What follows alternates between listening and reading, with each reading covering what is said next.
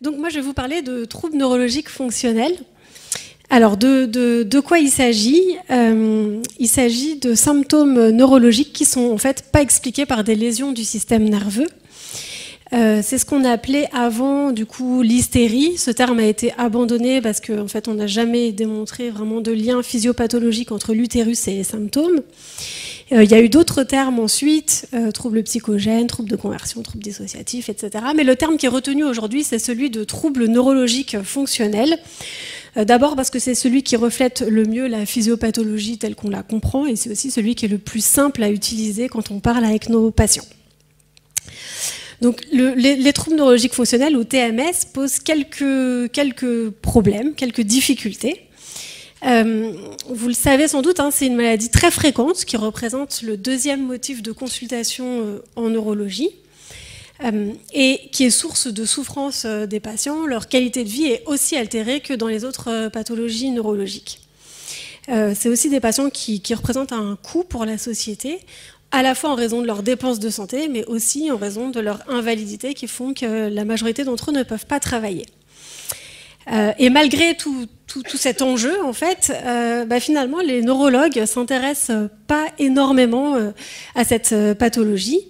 Et là, ce que j'ai mis ici, là, c'est une enquête qui a été faite pendant une session plénière à l'AAN, donc un congrès américain de neurologie.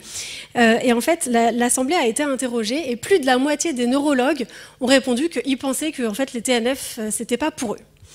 En plus, les patients sont souvent stigmatisés et les médecins sont en difficulté parce qu'il n'y a aucune recommandation sur qu'est-ce qu'il faut leur proposer.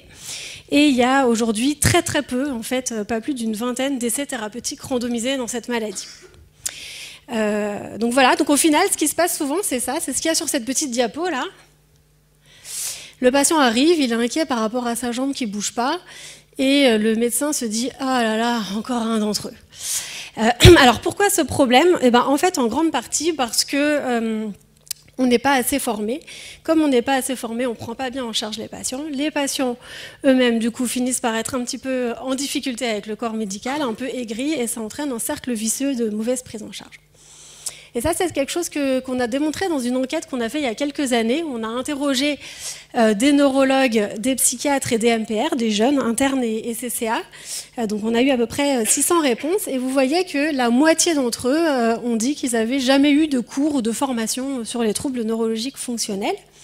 Et quand on les a interrogés sur la sémiologie, 20% d'entre eux seulement connaissaient le signe de Hoover, qui est un des signes classiques pour le diagnostic de troubles moteurs fonctionnels. Donc pour commencer cette présentation, j'ai envie de vous dire, les TNF, c'est une urgence pédagogique. Aujourd'hui, ce n'est pas dans les programmes de médecine, ni en deuxième, ni en troisième cycle. Il n'y a pas de session dédiée dans les congrès de neurologie ou de psychiatrie, donc je suis ravie d'être là aujourd'hui pour remédier à ça. Et vous pourrez vous dire, en fait, c'est un peu psychiatrique, donc les psychiatres doivent connaître un peu mieux. Mais non, quand on fait des enquêtes vraiment spécifiquement auprès des psychiatres, c'est pas mieux. Et vous voyez, là, sur 1243 psychiatres français, 75 d'entre eux n'avaient jamais eu de cours ou de formation sur les crises fonctionnelles dissociatives, qu'on appelait avant les crises non épileptiques psychogènes. Et ça, c'était en 2016. Donc heureusement, ça change. Il y a eu quelques nouveautés dernièrement. Déjà en France, on a créé avec 2 collègues psychiatres le réseau TNF France, donc qui collige tous les médecins et soignants intéressés par la prise en charge des TNF, avec aujourd'hui près de 200 inscrits dans le réseau. On a aussi créé une section neuropsychiatrique au sein d'une association, la FPBN, qui est une association de psychiatres, avec plein de projets du coup, pour faire avancer la connaissance sur les TNF. On a une session dédiée au JNLF, donc au Congrès de Neuro National, depuis quelques années. Et les TNF ont été reconnus comme prioritaires pour la formation médicale continue en 2022. Puis à l'international, il y a aussi une évolution. Il y a une société qui a été créée en 2019 avec un congrès tous les 2 ans et des recommandations d'experts dont je vais vous parler un petit peu. Donc, qui sont ces patients ? C'est l'occasion de vous parler d'une étude de grande ampleur qui a été publiée l'année dernière Donc qui est original parce que c'est un travail collaboratif international avec du coup des données uniques. Donc il y a eu 70 auteurs dans cette étude en provenance de 28 pays. Et en fait, les auteurs ont tous donné leur database publiée ou non publiée, locale, ce qui a permis de colliger une base de données de près de 5000 patients. Et donc vous voyez qu'il y a une prédominance féminine assez nette, ce qui correspond à ce qui est retrouvé dans les autres bases de données, donc avec près de 3/4 de femmes, un âge de début autour de la quarantaine, donc jeune mais pas non plus si jeune que ça, et une présentation clinique, donc là ce sont que des troubles moteurs, présentation clinique mixte dans la plupart des cas, tremblement, déficit et ensuite dystonie par ordre de fréquence. Et puis, ce qui est intéressant dans cette étude, c'est que les auteurs ont voulu voir si les troubles neurologiques fonctionnels se manifestent différemment en fonction de l'âge et du sexe du patient. Et c'est ce qui est représenté ici. En effet, ce qu'on voit là, c'est que les patients qui se présentent avec une dystonie ou un déficit fonctionnel sont plutôt plus jeunes. Et ceux qui se présentent avec un syndrome parkinsonien fonctionnel sont plus âgés et plus souvent des hommes. Et quand on compare ces données, là, sur les 5000 patients ayant un trouble moteur fonctionnel à la plus grosse cohorte existante de patients ayant des crises fonctionnelles, on voit aussi une différence. On voit que là, donc, il y avait 700 patients. Les crises fonctionnelles débutent en général entre 20 et 30 ans, alors que les troubles moteurs fonctionnels débutent plutôt vers 40 ans. Donc voilà pour les caractéristiques démographiques des patients. Alors après, comment on fait le diagnostic? Ça, c'est un peu le point clé de la présentation. Donc aujourd'hui, pour le diagnostic, on n'a pas d'autres critères que ceux-là, qui sont les critères psychiatriques, donc du DSM, qui ont été mis à jour en 2022. Et l'élément clé, c'est le 3e critère. Il faut qu'il y ait une évidence clinique d'une incompatibilité entre les symptômes et les affections neurologiques reconnues. Alors ça veut dire quoi? En fait, ça veut dire qu'il faut rechercher des signes cliniques positif en faveur du diagnostic de troubles neurologiques fonctionnels. Et c'est une sémiologie qui en fait est très riche, mais malheureusement pas très enseignée, puisqu'on a 37 signes décrits pour les troubles moteurs et 23 pour les crises. Et donc du coup, ce que je vous propose, c'est un petit best-of en fait, des signes que moi j'utilise le plus en pratique, basé aussi sur bien sûr ce qui a été validé et évalué. Alors tout d'abord, devant un déficit, le testing évocateur d'un trouble neurologique fonctionnel va être le suivant. Donc, en général, ce qui se passe, c'est qu'il y a un délai qui est particulièrement long entre le moment où on donne la consigne et le moment où le patient va faire le mouvement, avec un effort intense qui est visualisable par la mimique du patient, les sueurs, enfin on voit qu'il fait vraiment un effort intense pour un mouvement petit. Et puis surtout, cette caractéristique qu'on appelle le lâchage par à-coups, ou effort tremblé. En fait, lorsqu'on teste le patient contre résistance, on va observer une résistance, mais qui lâche par moment. Et qu'on observe en fait finalement que dans les TNF. Ça peut être à l'extrême un lâchage par effondrement, c'est-à-dire qu'on a une résistance normale, et puis d'un coup, ça lâche complètement. Alors, ce déficit moteur, il va s'améliorer lors des manœuvres où on détourne l'attention du patient. C'est ce qu'on appelle aussi la distractibilité. Et en fait, c'est ça qui fait le signe de Hoover. Donc le signe de Hoover, en pratique, c'est particulièrement intéressant quand on a un déficit au niveau des membres inférieurs. Ça va être la normalisation du testing du grand fessier lors de la flexion de hanche contralatérale contre résistance. Donc, je vais vous le montrer en vidéo, ça sera plus parlant, je pense. Donc, dans un premier temps, là, ce que je fais, c'est que je demande au patient en fait, d'appuyer le plus fort possible vers le sol. Et j'observe un déficit de l'extension de hanche, c'est-à-dire qu'en fait, j'arrive très facilement à soulever chacune de ses jambes. Et puis, dans un deuxième temps, voilà, je demande au patient donc, de fléchir. Fort. Ah bah, et là, ce que je constate, c'est que j'arrive pas à soulever cette jambe. Allez-y à nouveau, fort. Vous le percevez ou pas? Fort, là. Alors, là, j'arrive pas du tout. Voilà, bon, là, je parlais un petit peu vite, mais c'est aussi l'occasion de montrer au patient et de lui dire, bah, regardez, là, quand on fait ça, votre jambe, de nouveau, elle a une force normale. Ça veut dire que les mouvements automatiques fonctionnent bien, etc. Donc ça, c'est le signe de Hoover. Alors, il y a plein d'autres manœuvres qui permettent de mettre en évidence en fait, cette inconsistance avec l'effet du détournement de l'attention. On peut le faire, par exemple, quand on teste les abducteurs, mais aussi en observant dans certaines situations que la force motrice est normale, alors qu'au testing, elle était pathologique. Il y aura aussi un impact de certaines croyances ou attentes du patient, et c'est probablement ce qui explique ce signe, qui est la chute sans pronation, qui est observé également de manière très fréquemment en fait, dans les déficits de l'hémicorps. C'est quelque chose qu'on met en évidence en faisant une manœuvre de barré, mais inversée, c'est-à-dire à paume vers le haut. Et quand le patient ferme les yeux, on a une chute, mais sans la pronation qui est habituellement observée, parce que habituellement, dans un déficit neurologique, notamment central ou périphérique, on va avoir un déficit qui va toucher très rapidement les muscles supinateurs. Donc là, on a une chute en fait en bloc, comme ça, caractéristique et qu'on voit bien sur cette photo. Ensuite, il y a certaines marches fonctionnelles qui sont spécifiques et qui ont été en plus évaluées. La première, c'est celle-ci. C'est la marche genou fléchi. En fait, c'est une marche qui n'est pas du tout écologique. Donc avec en fait, un lâchage du genou à chaque pas. Et donc, il y a une spécificité de 95%. La deuxième, alors, elle n'a pas été évaluée, c'est la marche robotique. Vous marchez, vous soulevez les pieds difficilement, en fait. Oui, on a l'impression qu'elle a complètement perdu le schéma de la marche. Voilà. Là, elle marche comme un robot. Vous les mettez dans ma chaise, en fait. Celle-là ? Ouais, ma petite chaise. Hop. Si je voudrais vous montrer des choses, quand même, j'arrive à faire ça, regardez. Puis voilà, elle vous montre quand même que par contre, ça, elle y arrive parfaitement, sans se tenir. Donc c'est bon. Il y a un truc bizarre. La musculature était bizarrement pas si réduite que ça. Et puis il y a cette marche traînante. Ah, pardon, là, on va peut-être enlever le son parce que. Donc voilà, c'est une jeune femme qui a une hémiplégie fonctionnelle gauche. Et vous voyez qu'elle a en fait cette marche traînante, elle traîne son membre, qui ne correspond pas en fait aux autres marches déficitaires. Donc ce n'est ni une marche fauchante, ni un steppage, ni une marche tendinante, mais en fait bien une marche fonctionnelle. Et la spécificité en fait de ce signe, elle est de 100%. Donc voilà pour les démarches, c'est intéressant de les avoir en tête parce que du coup ça donne tout de suite un indice fort. Ensuite, au niveau de la sensibilité, et ça c'est intéressant parce qu'en fait les patients ne rapportent pas forcément des troubles sensitifs, mais quand on les examine, on le retrouve très souvent.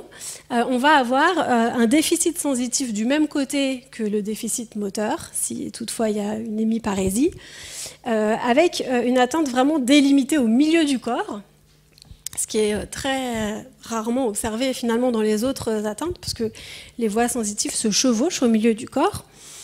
Ce déficit sensitif, il touche tous les modes sensitifs, température, tact, douleur, palesthésie, etc. Et puis, on aura aussi une latéralisation de la palesthésie quand on applique le diapason sur le sternum ou sur le crâne, donc qui va être perçu du coup uniquement du côté sain. Donc voilà, ça vaut le coup de le rechercher parce qu'en fait, finalement, même quand les patients ne se plaignent pas de troubles sensitifs, on observe souvent ce déficit. Au niveau des mouvements anormaux, il y aura aussi des caractéristiques très spécifiques, notamment la distractibilité, donc qui est la disparition du mouvement anormal lorsqu'on détourne l'attention du patient, et l'effet d'entraînement, qui est le fait que le mouvement anormal, et surtout le tremblement, va prendre la mesure quand on demande au patient de battre la mesure suivant un rythme. Donc c'est ce qu'on voit dans cette vidéo. Alors refaites comme on vient de dire, donc avec la main droite. Donc là on voit la distractibilité, en fait le tremblement disparaît transitoirement, puis il réapparaît. Okay. Maintenant avec la main droite, est-ce que vous pouvez taper? Et là voilà ce qu'on voit, alors moi, comme je filme en même temps que je tape, ça bouge un peu, mais on voit que le tremblement va en fait finalement prendre le même rythme que quand elle tape. Et ça peut même se documenter par le biais d'un enregistrement des mouvements anormaux, donc avec un dispositif EMG.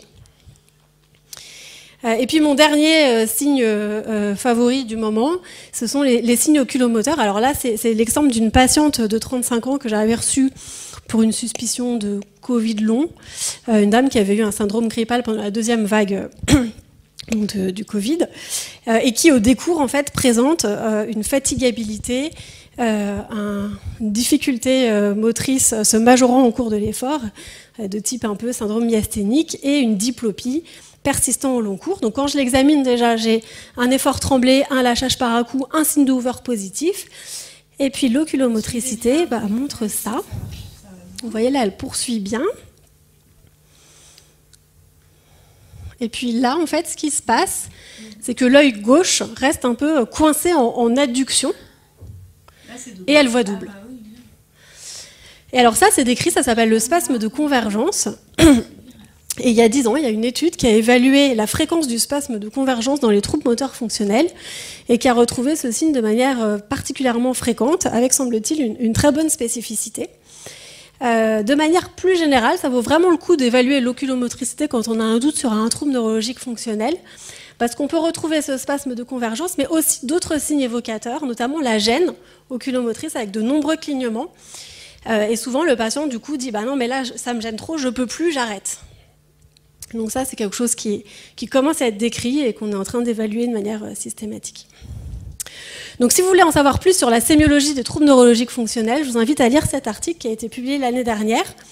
Donc c'est un article de revue publié dans le BMJ qui se présente comme ça. Il y a 4 pages en fait, de synthèse de toute la sémiologie des TNF avec une description des signes cliniques et de leur valeur diagnostique.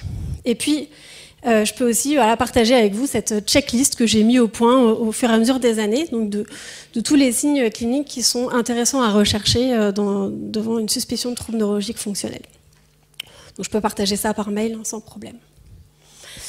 Alors, rapidement, qu'est-ce qu'il en est en fait des facteurs psychologiques ? On a quand même tendance à penser qu'il y a un lien entre la psychologie et ses symptômes.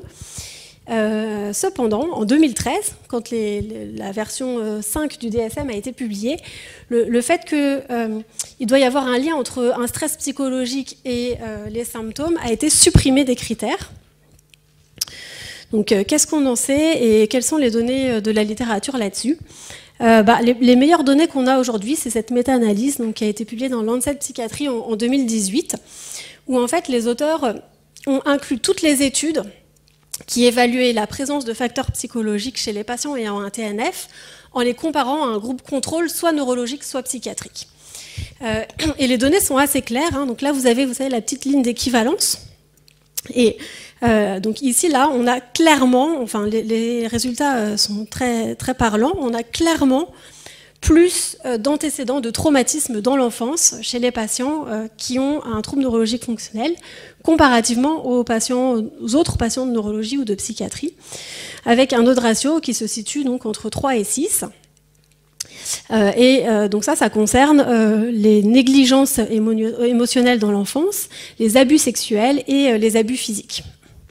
Donc, si je résume, les patients qui ont un trouble neurologique fonctionnel ont statistiquement vécu beaucoup plus de traumatismes dans l'enfance que les autres. Et puis ici, ils ont évalué la présence de trauma dans les mois qui précèdent le début des symptômes. Et ce qu'on voit là, ici, en fait, il n'y a que celle-là qui est vraiment significative, c'est que ces patients ont vécu plus de trauma dans les 3 mois qui précèdent le début des symptômes. Mais là, la nature des traumatismes est plus mitigée, parce que c'est aussi des traumatismes, en grande partie des traumatismes physiques. Et finalement, la compréhension du trouble neurologique fonctionnel aujourd'hui, c'est ça. C'est qu'il y a des facteurs de risque, et on distingue 3 grands types de facteurs de risque. Les facteurs prédisposants, donc facteurs de risque à proprement parler, on va dire. Les facteurs précipitants, ceux qui font que ça se déclenche à un moment donné. Et puis les facteurs perpétuants, ou les facteurs de maintien, qui font que les symptômes persistent au long cours. Donc dans les facteurs prédisposants, l'élément clé, ça reste les traumas dans l'enfance. Mais bon, ce sont des choses sur lesquelles, a priori, on ne peut pas faire grand-chose. Mais il n'y a pas que ça, il y a plein d'autres facteurs prédisposants identifiés, dont des troubles neurodéveloppementaux, probablement des facteurs génétiques, des facteurs psychologiques, mais aussi la présence d'une comorbidité neurologique. Et puis, parfois, en fait, il n'y en a pas. Donc c'est probablement pas forcément indispensable de s'acharner à chercher des facteurs quand il n'y en a pas. Voilà. Les facteurs précipitants identifiés, c'est vraiment en grande partie ce que je vous disais, les facteurs physiques, donc trauma, maladie, infection, etc. Et ce qui est intéressant là, c'est qu'en fait, la nature du facteur précipitant va influencer, va impacter la manière dont le TNF se manifeste. Et on sait par exemple que un TNF post-trauma crânien, ça sera le plus souvent un trouble cognitif fonctionnel. Un TNF qui suit la survenue de malaise, ça sera le plus souvent des crises fonctionnelles dissociatives. Et quand le facteur précipitant, c'est une blessure au niveau d'un membre, ça sera, du coup, le TNF sera le plus souvent un trouble moteur fonctionnel. Et puis enfin, les facteurs perpétuants, c'est important de les connaître parce qu'en fait, là, on a vraiment un rôle à jouer. Et ces facteurs sont souvent en fait liés au corps médical. On a notre part de responsabilité.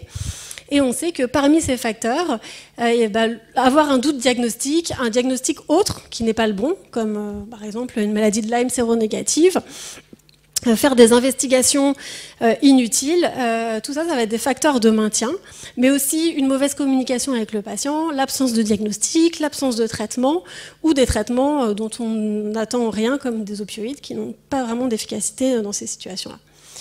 Voilà. Et puis il y a d'autres facteurs sur lesquels c'est un peu plus compliqué pour nous d'intervenir, notamment d'autres obstacles, comme le fait qu'il y ait une procédure juridique en cours, qui sont aussi des facteurs perpétuants très importants. Donc juste un petit aparté, donc là je déborde du temps, je ne sais pas si j'ai le droit de parler plus ou pas. C'est passionnant. Bon, j'ai accéléré, ça va aller. Donc voilà, juste un petit aparté sur les comorbidités organiques. Donc, je vous l'ai dit, c'est pas parce qu'on a un TNF qu'on n'a rien d'autre. Au contraire, avoir une pathologie neurologique va augmenter le risque de développer un TNF. Et ce qui est intéressant là, par exemple, on sait que les patients qui ont des crises non épileptiques psychogènes ont une épilepsie associée dans 20% des cas. Et ce qui est intéressant, c'est qu'en général, le trouble neurologique fonctionnel se manifeste de la même manière que la maladie neurologique associée. Et donc, on peut vraiment se poser la question sur peut-être des mécanismes physiopathologiques communs. Alors, du coup, j'ai regardé un peu qu'est-ce qui est TNF et AVC.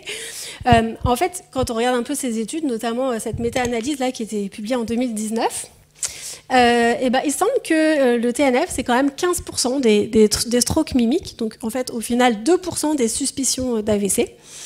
Et sur le plan clinique, ce sont des patients qui sont statistiquement plus jeunes, plus souvent des femmes, qui auront plus un déficit qu'un trouble du langage, et qui vont souvent avoir des récidives et reconsulter aux urgences.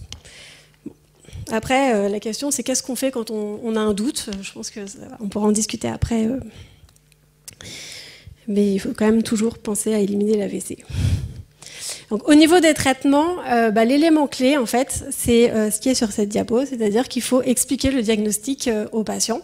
Ça peut paraître complètement trivial de dire ça, oui, il faut expliquer le diagnostic, comme dans toutes les situations médicales. Mais en fait, en réalité, souvent, le diagnostic, il n'est pas donné aux patients. On leur dit, vous n'avez rien, ça va partir tout seul, c'est dans votre tête, et tout ça, c'est très délétère, parce qu'en fait, il a vraiment quelque chose. C'est une maladie bien fréquente, qu'on connaît. Et donc c'est important de donner un nom à cette maladie, d'expliquer comment on a fait le diagnostic, de montrer les signes positifs, parce que ça augmente l'acceptation diagnostique et du coup l'engagement dans la prise en charge thérapeutique.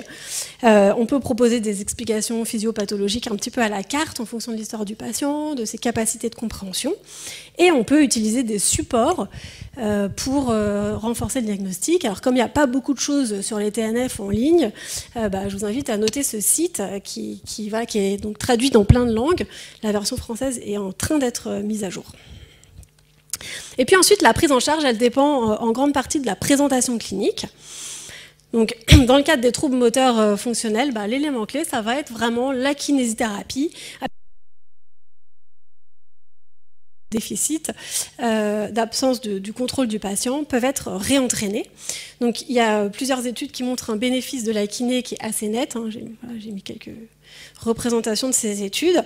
Et il y a des recommandations qui ont été publiées, qui sont accessibles en libre accès dans le JNNP, donc de 2015, avec en gros un concept clé, c'est que ce n'est pas du tout la même kinésithérapie que dans les AVC par exemple, parce que là l'idée c'est on demande au patient de ne pas prêter attention à son membre atteint et on va en fait détourner son attention pour lui montrer qu'il peut encore faire des mouvements normaux. Voilà, il y a même une étude qui vient d'être terminée qui montre que cette kiné un peu spécialisée fait mieux qu'une kiné standard sur la qualité de vie à 1 an. Donc, très très vite, j'ai presque fini. La TMS fait l'objet de quelques débats en ce moment. Voilà, notamment parce que certains médecins l'utilisent en ville, mais sans forcément que ce soit quelque chose qui soit validé. Nous, on a l'impression que ça peut vraiment aider les patients, notamment quand on utilise la stimulation magnétique transcrânienne à un seuil au-dessus du seuil moteur, c'est-à-dire que la stimulation va induire un mouvement, donc du côté atteint. Alors là, c'est un exemple de la patiente que je vous ai montré au début. Et vous voyez en fait que du coup, juste après, en fait, elle remarche normalement. Alors c'est un exemple parmi plus de patients qui ont été pris en charge par le docteur Mesrati. Et nos données qui ne sont pas du tout carrées ni publiées montrent qu'en gros, on a une guérison chez 30 à 40% des patients à qui on propose ce traitement. Donc la question qu'on peut se poser, c'est si ça marche la TMS, comment ça marche ? On a quand même quelques données qui laissent penser que ce n'est pas lié à un effet neuromodulateur, c'est-à-dire que ce n'est pas la modulation de l'extabilité corticale qui est efficace, mais plutôt une combinaison de l'effet placebo et d'un réapprentissage du mouvement lié en fait au mouvement induit par la TMS elle-même. Donc si je résume, la prise en charge des troubles neurologiques fonctionnels en 2023, c'est avant tout faire le diagnostic, l'annoncer, l'expliquer, et puis proposer une prise en charge multidisciplinaire personnalisée qui va reposer surtout sur les traitements physiques pour les troubles moteurs et beaucoup plus sur la psychothérapie et les thérapies cognitivo-comportementales dans le cadre des crises fonctionnelles dissociatives, avec plein de traitements additionnels qui sont plus ou moins évalués mais qui peuvent aider à débloquer les situations. Voilà, je vous remercie pour votre attention. Donc, quelques petites informations complémentaires. Déjà, vous pouvez me contacter par mail. C'est vrai que ça ne voit pas la souris. Vous pouvez me contacter par mail sans problème. Et puis, on a donc deux journées, deux congrès prévus prochainement. Une journée entière au congrès EMPR à Montpellier en mars prochain, donc qui sera dédié aux troubles neurologiques fonctionnels. Et un congrès international qui aura lieu en juin 2024 à Vérone pendant 3 jours. Voilà.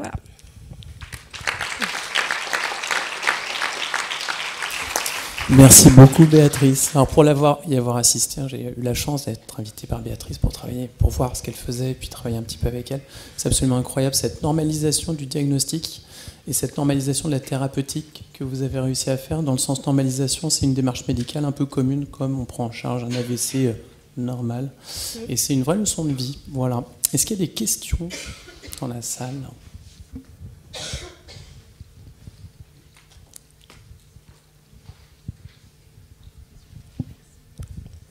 Merci beaucoup, c'était passionnant.